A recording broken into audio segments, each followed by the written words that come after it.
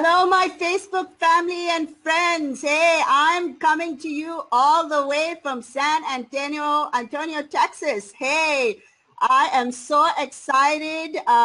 We do interviews and, we just have the heart to, to bring anointed and powerful voices to the Voice of TV, prophetic TV, the Voice of Truth prophetic TV, taking the voice to nations. And today we did an impromptu. We're going to be doing an impromptu meeting. Let me tell you a little bit about my guest and how we have met. Okay, so I'm here at the conference and I walk into the main auditorium and there is, a Dwayne who's talking to our guest. So we start chatting and before you know it, we see the synergies and we see the, just the amazing divine connection here.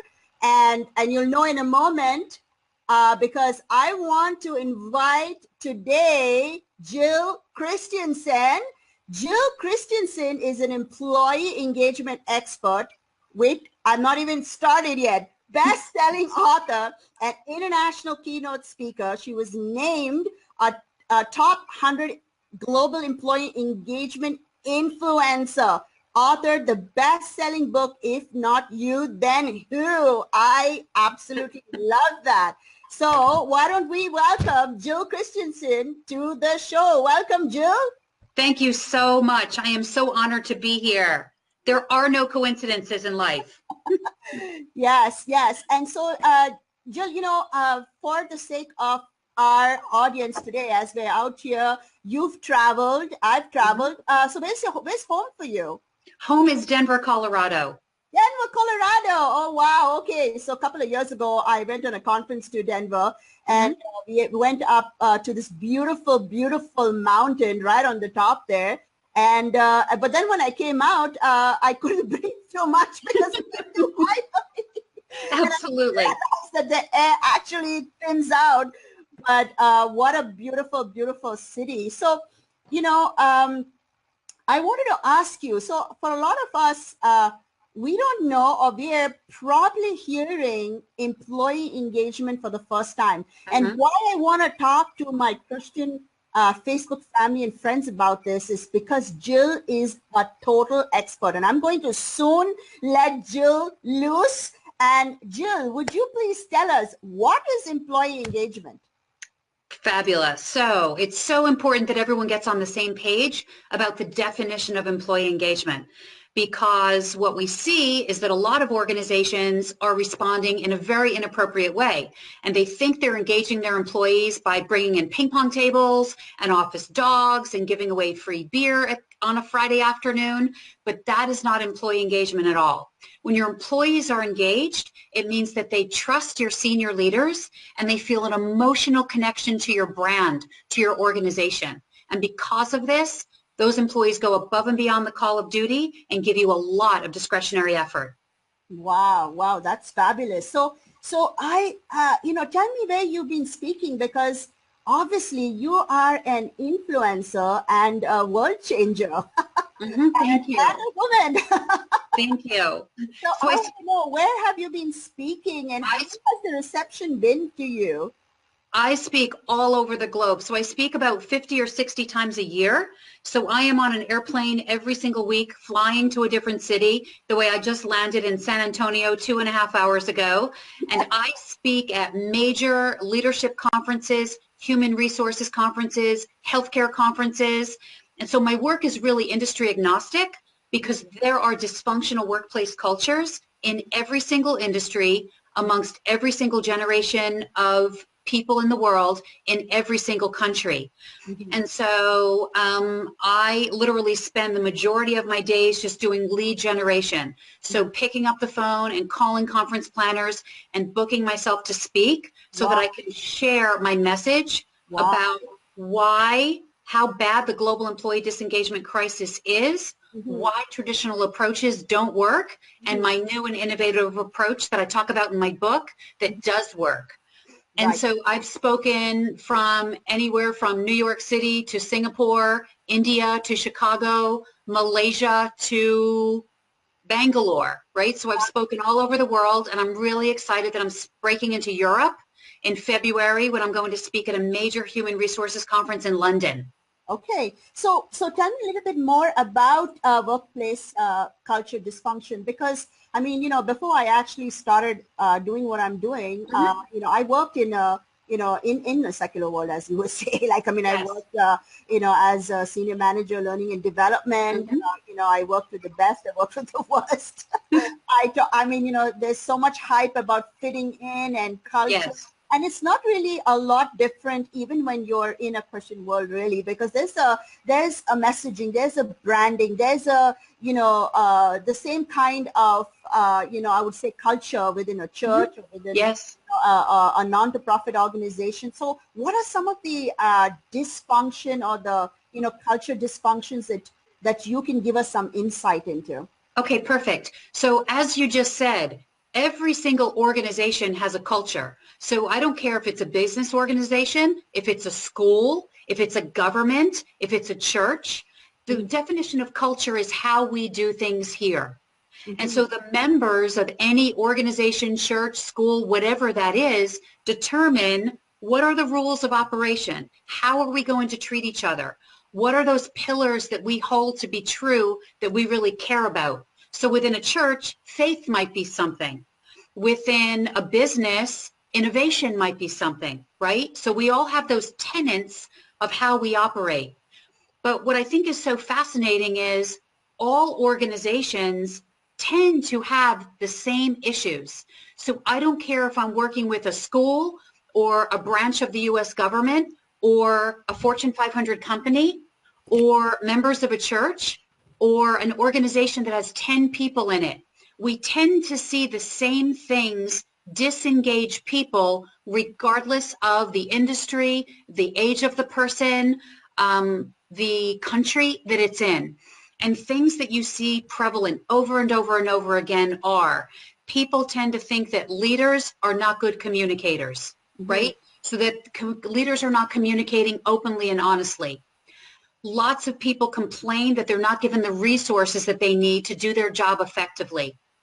Many people complain that they're not being rewarded and recognized and appreciated and valued for their contributions that they bring to the table. Mm-hmm. Lots of people say that they understand their job Mm-hmm. and what they're supposed to do every single day, but they don't see any connection to the goals of the organization, where the organization is going, the vision. And then you also have a lot of people complaining about their compensation. Mm-hmm. And so even though we know that there is not a correlation between compensation and employee engagement, and this is how we know that, because when a person claims that they're going to leave Mm-hmm. and they are recruited to stay with either a sign-on bonus or an increase in their salary, Mm-hmm. 90% of those people end up resigning from the organization within 6 months. Wow. And so Wow. that's how we know that there is not a correlation between employee engagement and compensation. People don't work for money. The vast majority of people in this world work because they want to have meaning, they want to add value, they want to make a difference, and they want to be a part of something larger than themselves. And Absolutely. so if you can create an environment, again, whether it's in a church, a school, a business, where people feel like you're communicating openly and honestly, you're recognizing them for a job well done, they have meaning and are adding value and they're connected to something bigger than themselves. When you create that type of a workplace environment, you will drive trust in leadership and the emotional connection to the organization, which is the definition of engagement. Yeah, that's fantastic. So that leads me up to my next question, Jill. Mhm. How did you find your passion and purpose? How did you know that this was your destiny? What were you doing before that? And what is the catalyst that allowed you to get to where you're right now? Thanks. That's an excellent question. So I had worked in corporate America in the New York City area for 22 years in the telecommunications industry only.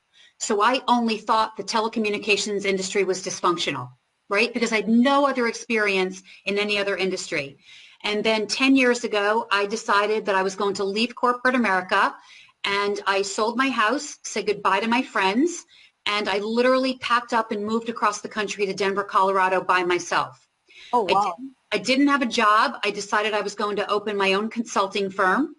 And then when I opened my own consulting firm in Denver, I quickly picked up clients in the retail industry, pharmaceutical industry, financial services industry, the mining industry, oil and gas, software, tons of different industries I began working in as a consultant. Wow. And I quickly realized that all of these employees are unhappy. Many of these leaders are not leading. Many of these shareholders are not getting their appropriate returns because these organizations are so dysfunctional, right? And I woke up one day, 7 years into my consulting practice, and I thought, it doesn't have to be this way. Somebody has to fix this. It's unnecessary. Because I also had such a realization that, you know, employees are people in this world, and they're connected to their family and their friends and their neighbors and their communities. And that if our world is creating tons of people who are miserable at work, where you spend the vast majority of your time, that we are all connected, we are all energy, and that is just having such a negative impact on not only the individual and their family and the people who are around them, but also the world. And so I woke up and I thought, you know, somebody has to fix this. And I was raised, it's not somebody, it's you. And so I thought, well, how am I going to fix every crappy dysfunctional business culture in the entire world, right? Because this is how I think. I wasn't thinking Colorado. I wasn't thinking the United States. I was thinking the entire world. This is a global epidemic, so this is how we're going to address it.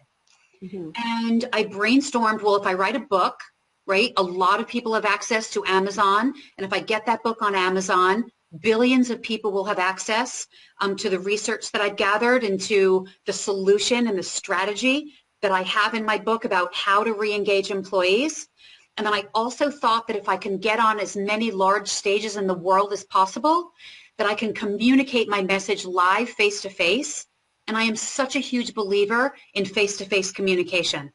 I love technology, but I believe nothing will ever replace you being in personal contact with another human being, because they can really sense your passion and your energy.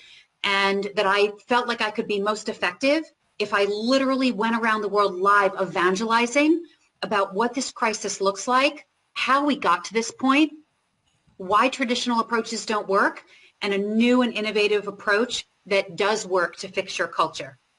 And so I think what enabled me to literally stop my consulting firm, take 9 months off to write my book, write my workshops, start building my social media engine, you know, figuring out all of my products and services and what that would look like, is honestly a lot of self-confidence, a lack of fear, and really just a belief in the fact that there's something so much bigger in this world that's supporting me, that's championing me, that believes in me.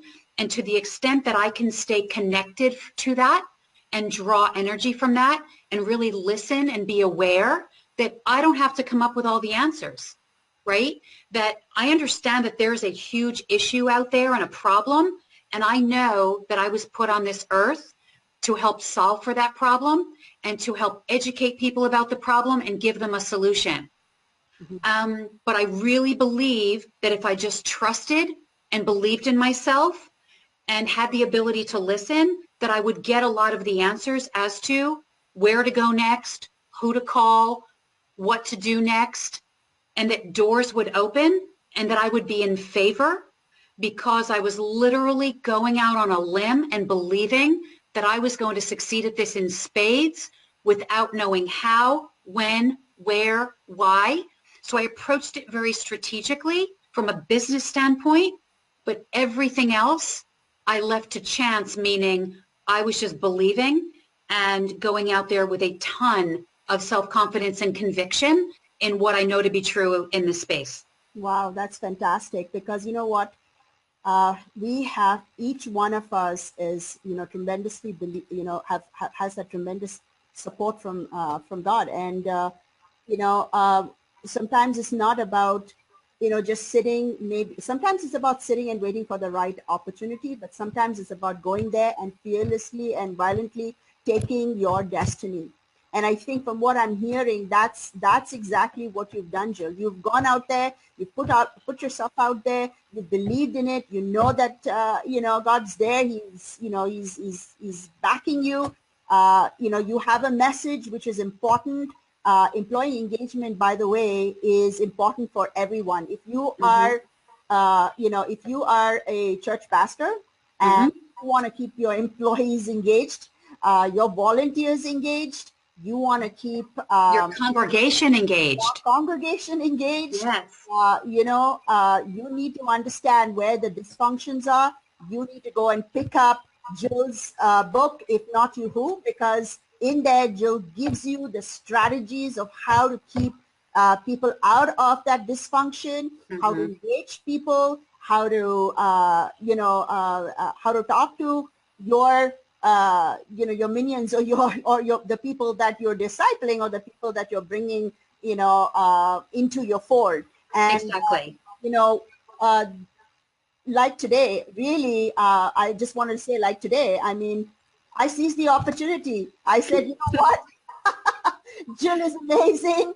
And, you know, she has a message, and I know that. And I mean, you know, sometimes it's just, you know, about putting yourself out there as women, as men, anointed people of God. Like, you know, we have God on our side. We just got to put ourselves out there. Exactly. That God has given us such gifts and talents that he knows that he, you know, has for us. And so, you know, I don't want to take Jill's time too much, because she is a very, very influential and busy person. And I've just grabbed and monopolized her time for like 15, 20 minutes. But I'm going to pray right now. And I know that Jill is going to stand with me. So, Father, if there are people out there right now that are listening to this message with me and Jill on, and, you know, they're sitting in a place and they're like, I don't know if I should start a business. I don't know if I should quit my job. I don't know if people are going to listen to my message. I don't know if I'm that important. I don't know, like, who's going to listen to me? What do I have to say that is of significance? I don't know what my destiny is. Listen, start small. Start with few steps. Believe in yourself and believe in Abba, because Father God is good, and he is going to, I mean, he's on your side. He wants you to partner. He wants you exactly. to take yourself out there. And so I'm just praying right now that I even believe there are people here today that are watching, and it's very significant. You're sitting and you're listening and you're going, wow, here are two women, and, you know, and if there are men watching, and, you know, you're in a job, you're in a dead-end job, man. I mean, there's no engagement, there's no culture. You're like, what am I doing here? That I have a message, I have a book in me, you know, I have, you know, something that is of greatness, a seed of greatness in me, and I know it, but I just don't know where to start. Listen, pick up Jill's book, okay? Connect with us here on Voice of Truth Prophetic TV. Connect with me on Facebook. Listen, I'm not here just to push out this platform, okay? I have spoken to 3 other women just today and told them how to do what I'm doing right now. So there's no competition. It's about having strategic relationships and working together in order to get out there and do our best work and be the best version of ourselves, okay? And Jill's that today. I'm certainly trying. I'm not perfect. We're still getting there. We still have goals that we have to meet. But you know what? God's not finished with you. And if you're there and you're thinking, I don't know how to start, like, I'm telling you, it's never late to start. It's never late to start. There are seeds of greatness. There are talents that you have that nobody else has. Okay, so if you don't know the question, let me ask you this one. Let me tell you this one strategy today. Go to somebody who loves you. Go to somebody who knows you well and say, what am I good at? What am I good at? Am I good at speaking? Am I good at writing? Am I good at creating? Am I good with children? Am I good with family? Am I good with, you know, social media? What am I good at? What do you think I'm good at? And start there. And believe me, the double doors of opportunity will open. Okay. So I just want to thank you, my Facebook family and friends. I am so excited being here in San Antonio. You guys have just recently heard my post early on from today. but I talked about my personal breakthrough and how I'm here today. So I want to just say thank you so much for joining us. Jill, I am so honored. I am so honored and humbled that you came and you're on this show today. I am so honored. Thank you so much. I really appreciate it. It's been wonderful. Okay. All right, guys. I will see you. Take care. Have a wonderful week. Remember, this Saturday at 11 a.m. Eastern Standard Time, we're bringing you another dynamic speaker, Rhonda Kitabjian, and she's going to rock your worlds. There's a lot of anointing here, a lot of powerful speakers. Listen, you got to come and camp here, okay? So take care, my Facebook family and friends. I love you, and so does the Father. Bye for now. Thank you. Bye.